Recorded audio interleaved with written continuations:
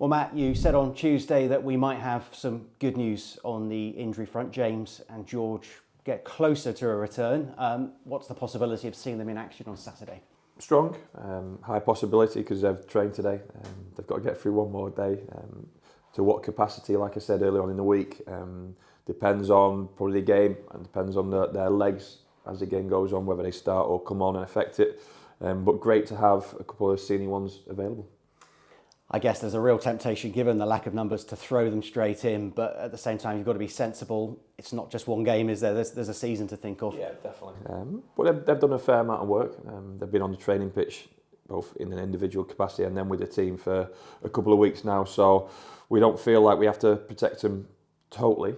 But like you said, it's got to be a sensible decision. There's probably a middle ground somewhere. But then when you lose Connor Taylor and Josh Grant, then it does put more emphasis on that back line. So we're going to assess the whole group tomorrow. Probably Tristan looked a little bit leggy towards the end. Obviously, James Connolly coming on so early and then playing as close to a full game as he has done in a long period of time. So we're a little bit stretched in that department, but great to have, like I said, a couple of senior heads back. Well, yeah, that's the positive news out of the way. You mentioned Connor and Josh. What's the prognosis there? How long could they be out for? Unknown as yet, but nothing required surgically with Connor, which was the worry, and that was a big worry when he left the ground on Tuesday. Anyone who was at the Norwich replay saw him jar that knee a little bit on a slide tackle, a back tackle, and he probably felt it again in the Blackpool game and then early on against Exeter. So it's been a bit of a niggle. Our fear, as always with knees, is whether it's ligament or cartilage related. It seems to be bone related. They actually can take sometimes longer than what the injuries I've mentioned, but there's nothing, like I say, no surgical repair needed straight away. So that's a positive. It'll be when the pain subsides, a bit of swelling, he'll probably have a bit of fluid taken off his knee. But the fact that it's a bony injury gives us a little bit more hope. And what about Josh? He's having a scan today. First impressions are it doesn't look good. He's probably nicked his calf in some capacity, so we imagine the scan will show a tear of some sort. Any other team news, or is that it at the moment, obviously, other than tiredness and fatigue? Well, we hope to have Christian Martin back in some capacity. He obviously missed the game with illness on Tuesday night, so all of a sudden that might be three physical beings, three senior ones, to come in and affect it, as long as he's going to go out and do a bit of individual work now. So it's strange, and then we've actually lost two players from the squad with illness today. They've not reported in, so they've reported in, but reported in ill, so to speak. So there's certainly something going around the camp at the moment which we can't quite nib in the bud, and it's a real shame because you welcome a couple back and then you lose a couple more, and there's a little bit of uncertainty in terms of who's available going into the weekend. But regardless of that, we've got to put out a team which is going to be competitive. Chris Martin, I mean, you said it way back on Saturday you were confident the deal would be signed. Was it a relief when it was announced by the club? I mean, like I said to you on the weekend, I thought it was done then. So I suppose time restraints, for whatever reason, putting actual pen to paper didn't happen until maybe yesterday, and then obviously announced off the back of that. So, you know, that's part of the cause, and maybe the illness delayed it going into the Tuesday as well. So, I thought I was in a comfortable position saying that at the weekend. But then the longer it drags on, always questions will be asked. Delighted it's been done. A bit of a talisman for us, not just in recent weeks since he's come to the club, really. His goal record is excellent for the level, but now I want it to keep improving. I want to get the team to understand what sort of service he thrives on and needs. And then we've got to keep on getting energy and legs around him. Since getting to know you, you're a man who tells it how it is. You talked on Tuesday about needing help.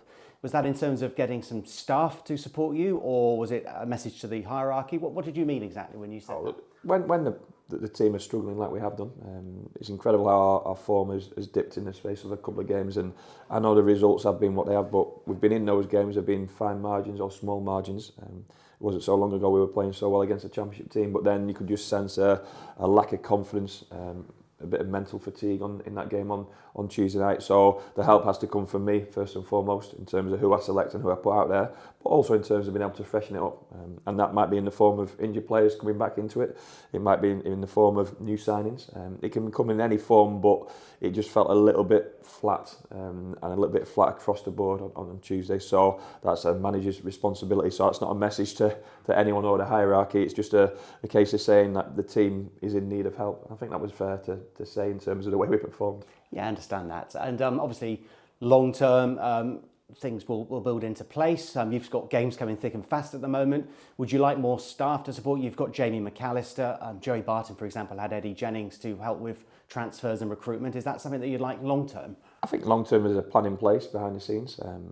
We just can't obtain it just as yet. That's natural in terms of any change. Any mid-season change is always difficult because you lose a whole group of staff who had a plan for probably January, and then another group of staff come into place, and that line we're playing catch up is probably on the back of the change, not a reflection on anyone at the club or anyone who's been at the club. It's just what happens on the back of a decision like that.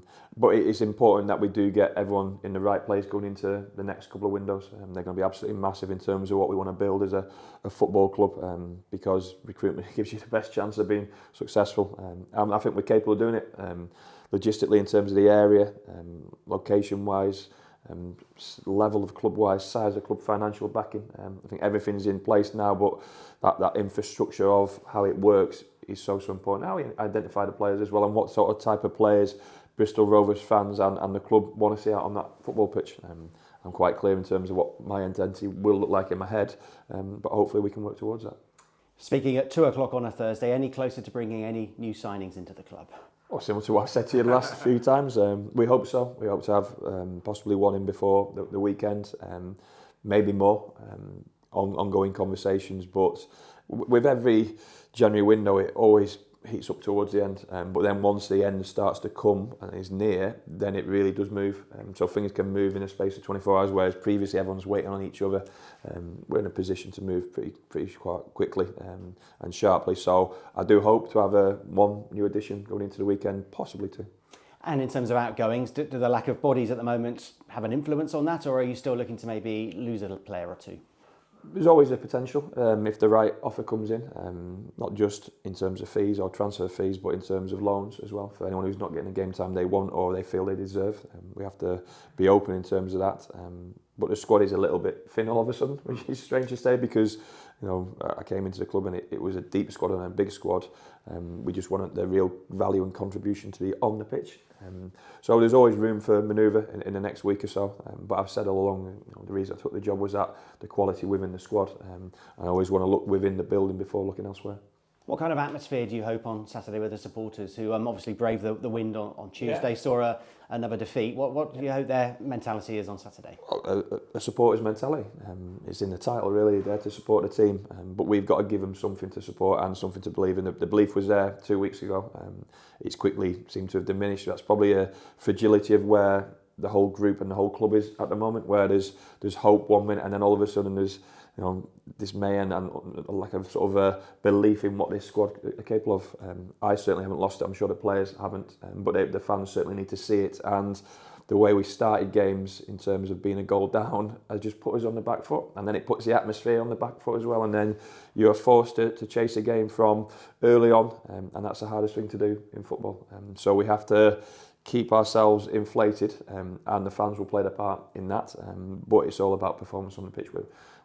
Everyone who's been around football long enough knows and understands that we have to start games better and give that fan base, which is a fantastic fan base, just a little bit more to believe in for a little bit longer. And I'll be asking them to just stick with us for a little bit longer as well. And finally, for me, Rovers have always enjoyed a healthier rivalry with Oxford. What can we expect from them on Saturday? They're looking to bounce back. Yeah, it certainly seems that way.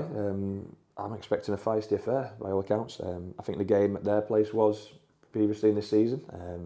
Obviously I wasn't there, but just looking at the history of it, speaking to not just the fan base, the players, the staff, there always seems to be a bit of needle. I think that probably suits us. It might suit Oxford as well. They got beat on Tuesday at home 1-0, and so no one will have been feeling good about themselves. But if there's ever a game to get the blood flowing again for ourselves and our supporters, let's be honest, then it's Oxford at home. Ticket sales, I think, have gone pretty well. So in terms of the way the ground's starting to shape up, great to see sort of more bums on seats. But then we want them excited and cheering us on. So it's a game to really look forward to, and finally we get a little bit of a break after it. It's been relentless, and we can talk about the way our form is at the moment, but in terms of the amount of games these lads have played, they keep on putting themselves out there, and look, I've got to be honest, that's the hardest place for them to be. Everyone can put a tracksuit on or sit in a stand and judge or hide and have a judgment or an opinion on football and the game itself. And part of being a professional footballer, so many privileges, but huge responsibility as well. And we're trying to shoulder that, and I'm trying to shoulder it as much as I possibly can, because that's not an easy place to be when you're not fully confident and you're not fully free in your own mind and game. So it's my job to get him in that position, and I hope to see it early on Saturday. Thank you.